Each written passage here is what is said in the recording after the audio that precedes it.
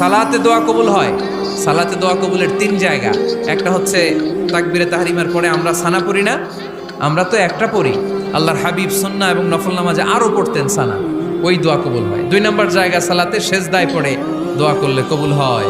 আকরাবু মা ইয়াকুনুল আবদু মির রাব্বিহি ওয়া হুয়া সাজিদ ফাকসিরু ফীহি দুআ। বান্দা যখন সেজদায় লুটিয়ে পড়ে, বান্দা আল্লাহর সবচেয়ে কাছে চলে যায়। তা কিন্তু বিশ্বনবী বলে, সেজদাটা তোমার রবের কুদরতি পায়ের উপরে পড়েছে। সেজদায় পড়ে দোয়া করেন। সালাম ফিরানোর আগে বিশ্বনবী দোয়া করতেন, লা ইউসাল্লিমান্না আহাদুকুম হাত্তা ইয়াতাআওয়াযা মিন আরবা'a।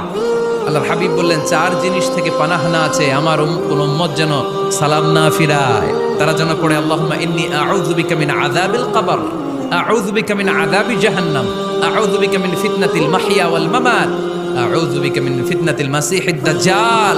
আল্লাহ কবরের আযাব থেকে বাঁচাও, আল্লাহ জাহান্নামের আগুন থেকে বাঁচাও, আল্লাহ জীবন